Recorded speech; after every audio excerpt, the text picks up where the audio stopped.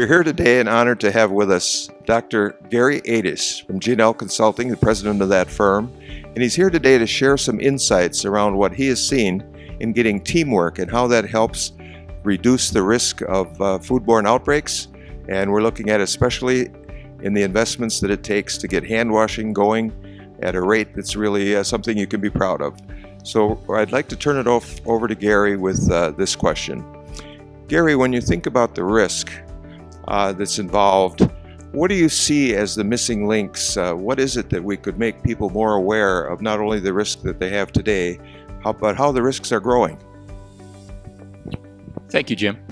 Let me start off by defining risk a little bit, because we find that that's one of the real hurdles as food safety professionals, is understanding how to use risk in our communications with other departments to get departmental cooperation.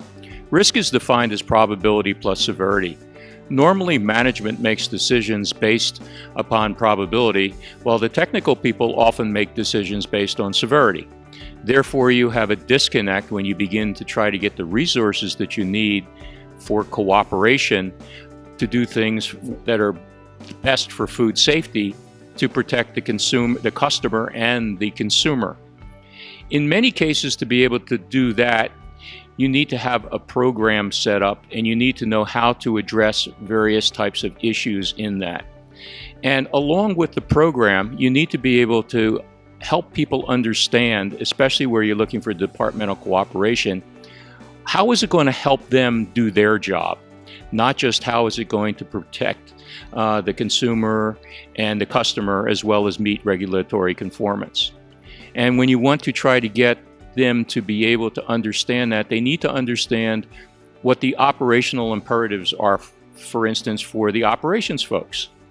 And usually it's throughput, and it's resource management of people and monies. But it's also, what do the audit scores look like, because that's part of their metric? What does the impression of things such as hand washing give to the customer as they're buying their food or getting their food prepared? And if it's good, and how does it affect their impression and wanting to come back to that restaurant, for instance, to eat there? And then the other types of things that affect that particular department. And we've explained that fairly well in a book that we did called Food Safety, A Roadmap to Success, which actually talks about the food safety puzzle.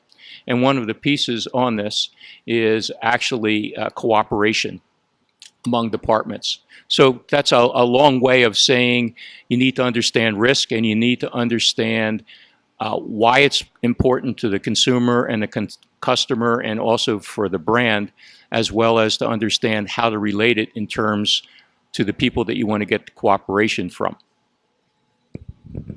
Thank you, Gary. Very helpful insights. Very, very helpful.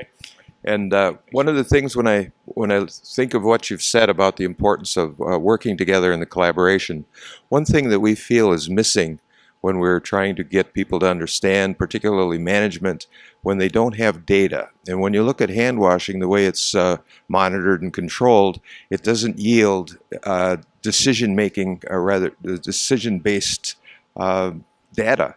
So in terms of setting standards for hand washing, when you think about how important it is to wash long enough and wash frequently enough, do you have any tips in that area? Yeah, I think that's a really important issue, to begin to take a look at what are the pieces of hand washing for them to be able to understand what you need to do. And again, it is a process. It's a regulatory compliance issue from a prerequisite programs or the good manufacturing practices. It's also a very important part of the FSMA guidelines.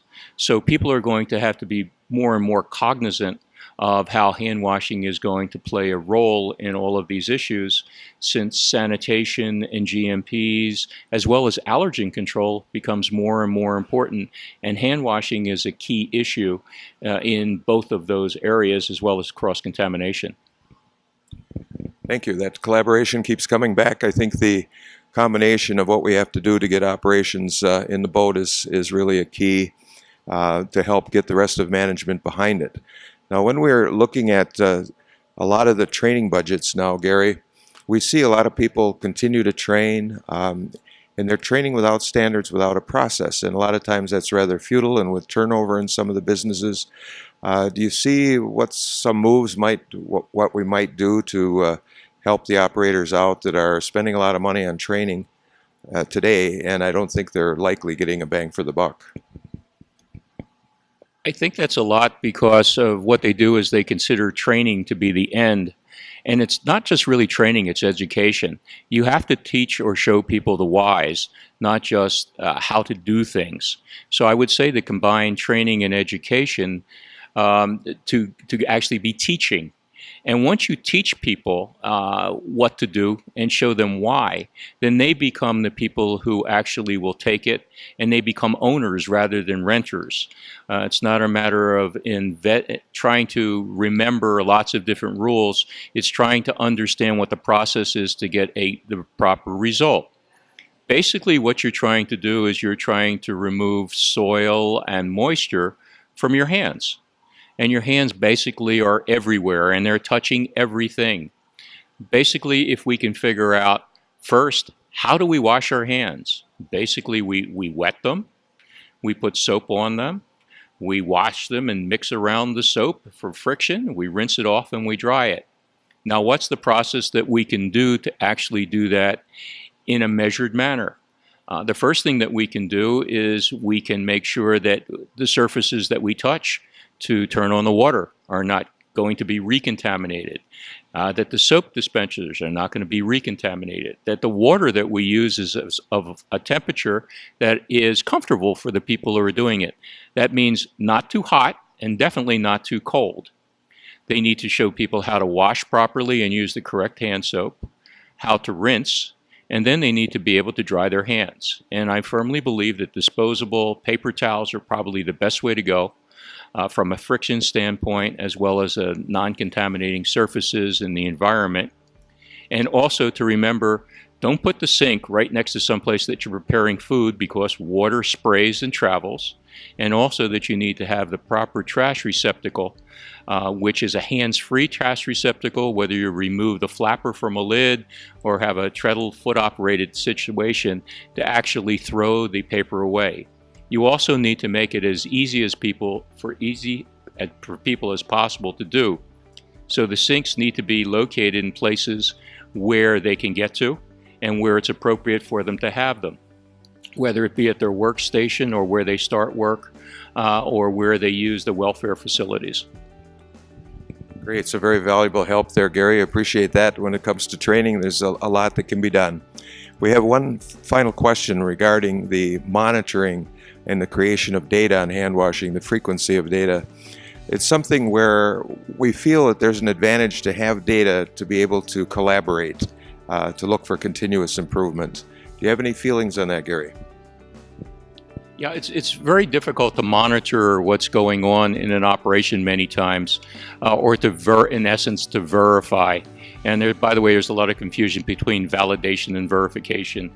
And validation is literally saying if you do something, something else will occur, and verification is the process of making sure that people are doing it.